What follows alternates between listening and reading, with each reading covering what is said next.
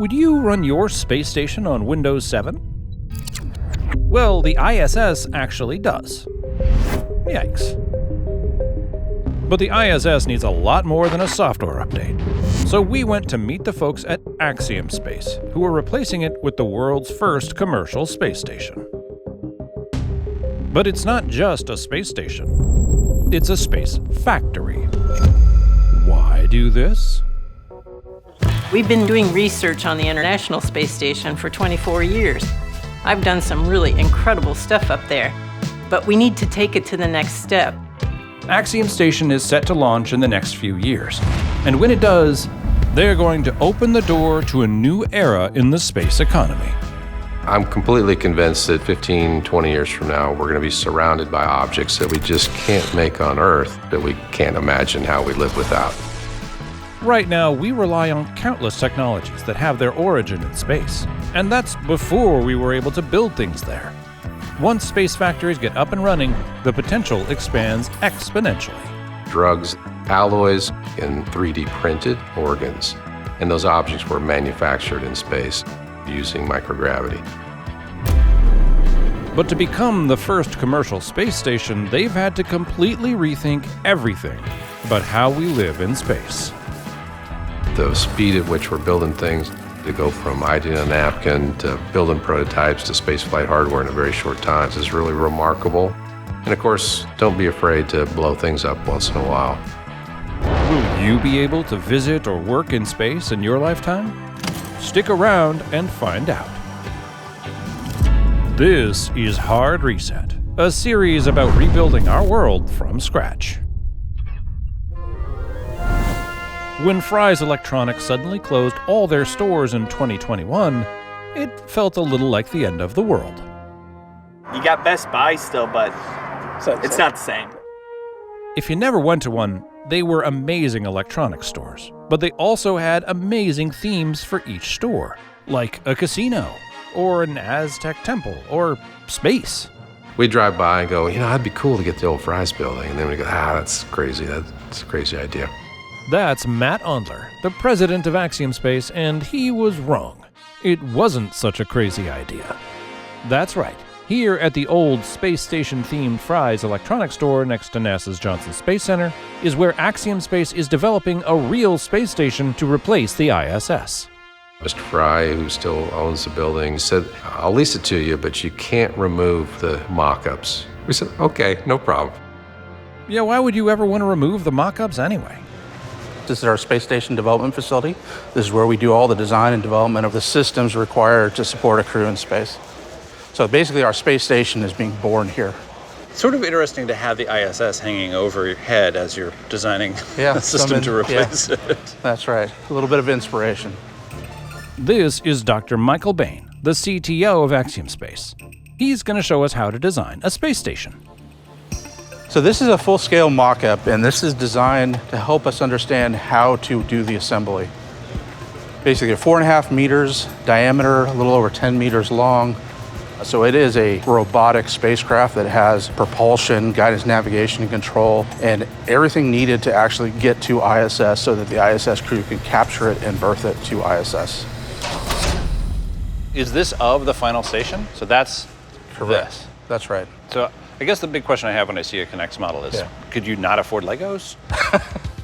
Axiom's approach might seem a little scrappy. Even the facility itself is an abandoned retail store.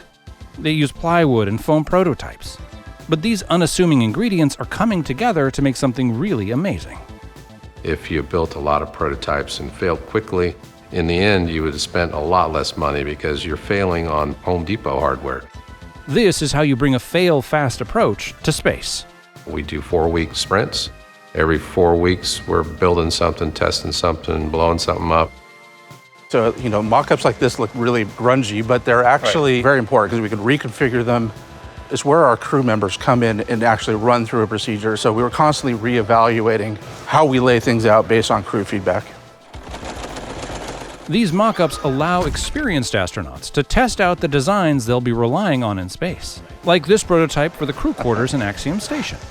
It's about the same size as an apartment in San Francisco. It doesn't feel it's small. Yeah. This is about 20% more volume, so they're bigger than what's on orbit today. Oh, that's very interesting. So we had a little bit more freedom for how we laid it out.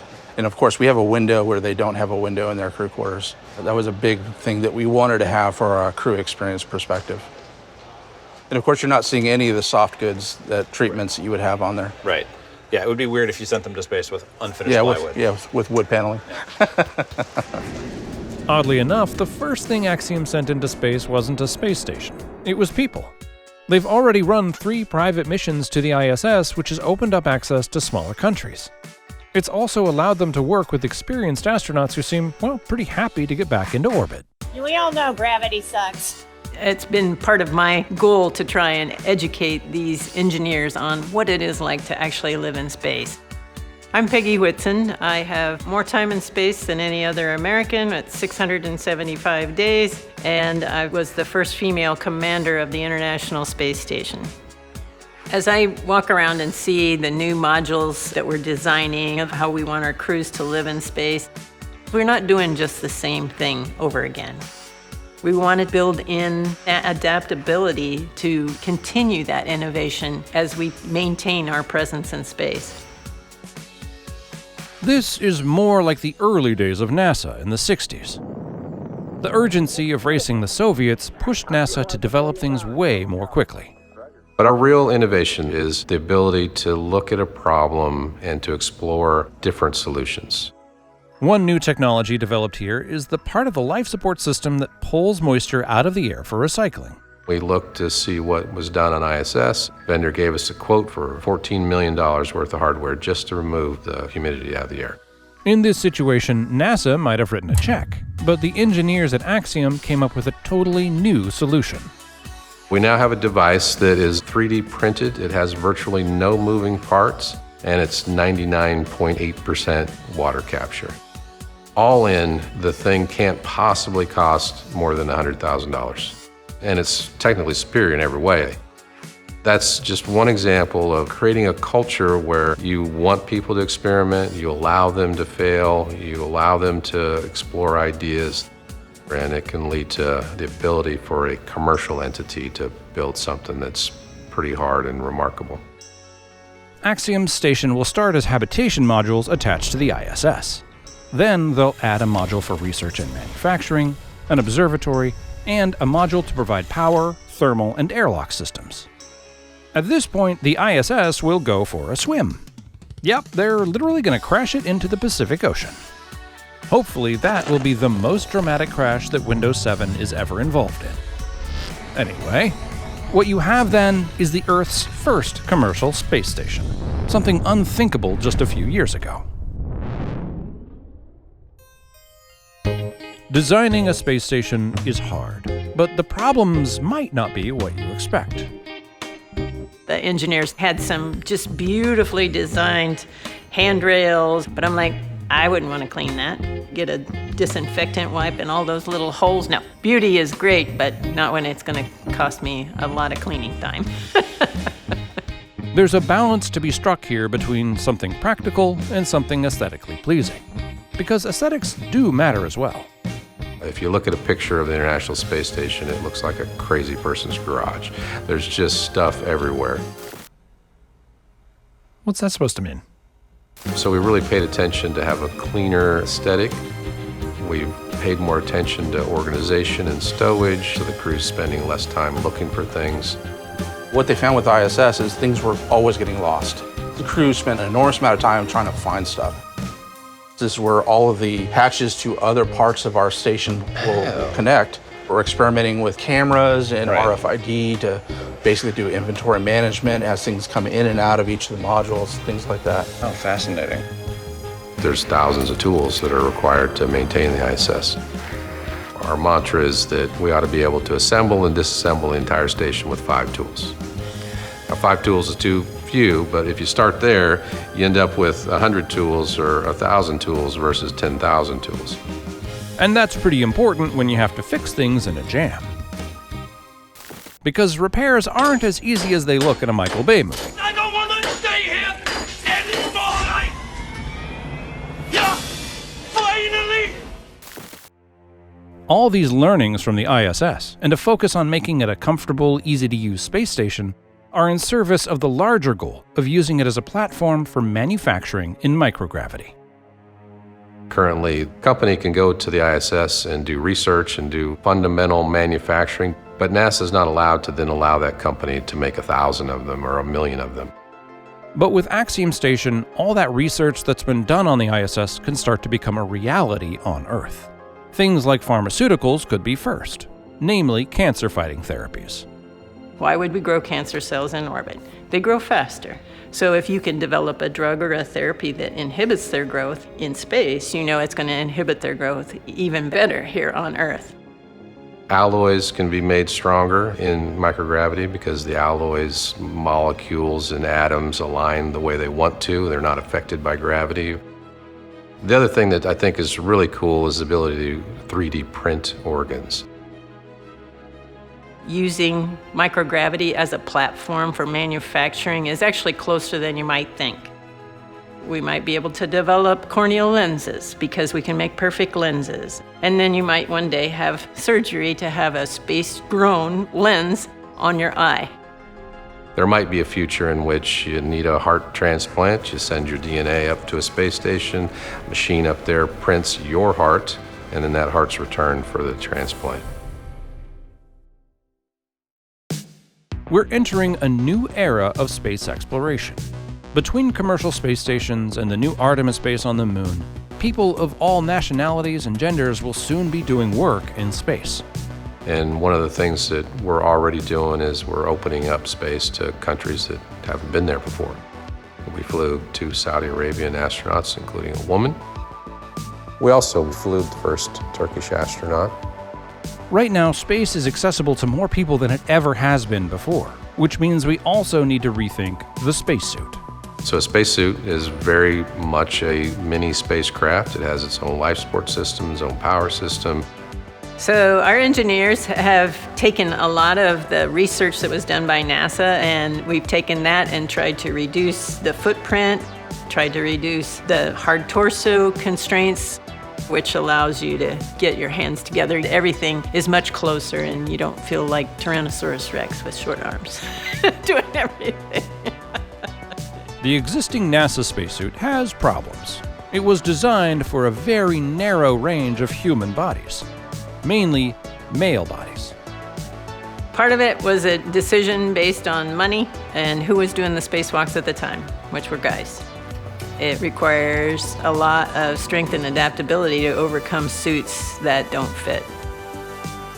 I'm very proud of the fact that I was able to help train some women that I didn't know if they were even big enough to be able to do spacewalks. The current NASA spacesuit is also really difficult to move in, and that actually makes it quite dangerous. You've probably seen some of the lunar shots where the guys were bouncing around on the moon. I like to skip along. Their limited mobility in the suit caused them to have to do unusual motions, so sometimes they fell down. No, dadgummit. Would you go over and help Twinkle Toes, please? It's also incredibly hard on the crew. Lots of crew injuries using the current suit. Axiom Space hopes to make it a much more adaptable suit to be more inclusive to all people. The Axiom suit is the most advanced spacesuit ever, and it's handmade by an amazing group of people who've worked on projects as diverse as costumes for Star Trek or outfits for Cirque du Soleil. And you know, the suit is really like wearing clothes. There's different size arms, there's different size legs, different size boots that they can wear, so that we don't have to have custom suits for everybody that wears them.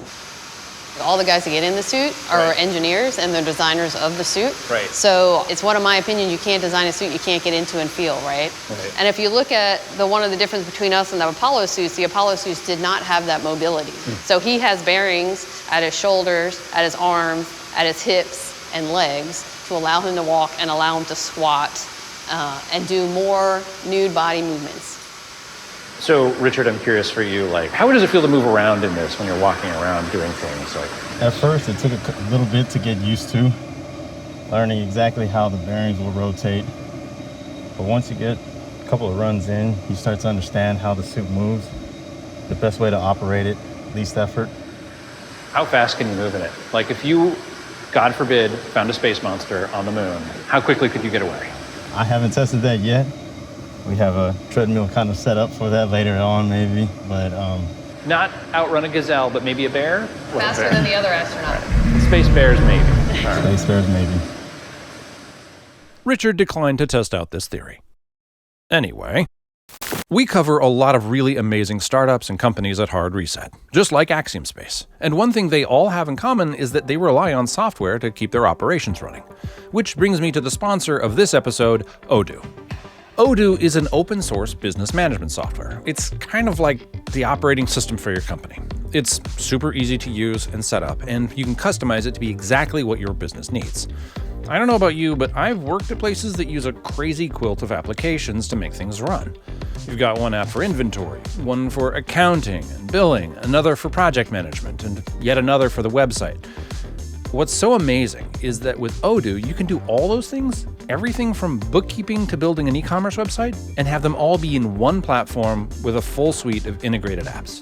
That's really kind of nuts. It's perfect for smaller companies that want to scale because if you don't want many features, you just install the ones you do want. Odoo charges per user and not per app. So as your company grows, you can install more features as needed. Also, if you're only using one of their apps, you don't pay a dime.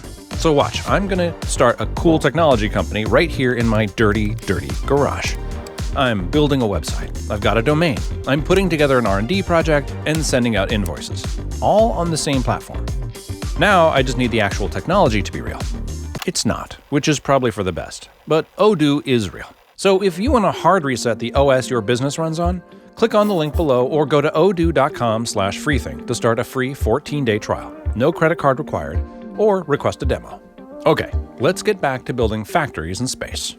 The plan is for a station and a suit that will allow more people from around the globe to exist comfortably in space. And of course, enjoy the view. The Earth Observatory is the closest thing to a spacewalk that you can get. And so I'm going to be looking up, and I'm going to see the Earth passing below me at incredible speed. Well, I'm just 17,500 miles per hour. You cover the entire Earth That's right. orbit within like about 45 minutes? So day-night is 45, so 90 minutes in orbit. Okay, Yeah. wow. Yeah. So you'll see a sunrise and sunset every 45 minutes. Wow. Yeah. Space has always also been this place where we can explore and cooperate as countries. If we can bring more people in the world interested in exploring, we can bring more countries together. We can get more people that are in orbit and they look down on the Earth and they see that Paraguay is not pink and Brazil yellow and Uruguay green, that it's all one country. I think it'll be better for all of us.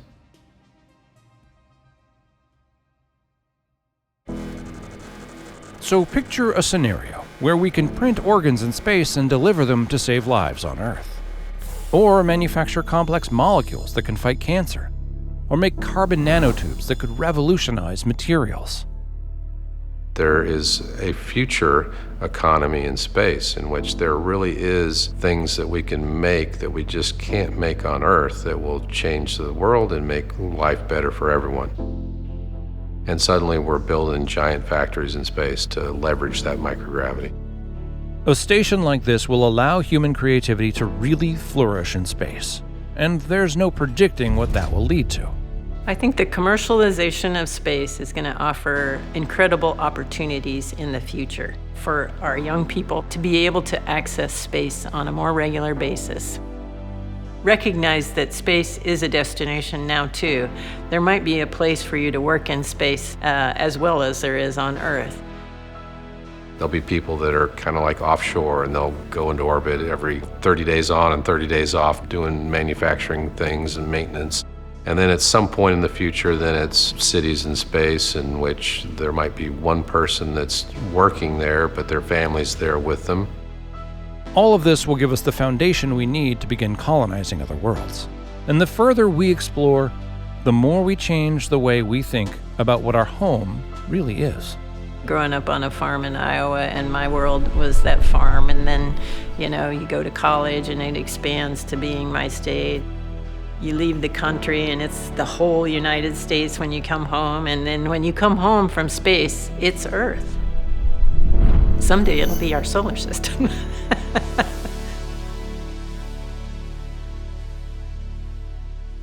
And if you snap your fingers, will half the life in the universe disappear, like in the Marvel movies? Doesn't have the jewels on it right now, but we're looking for those when we go on the moon. There might be one there.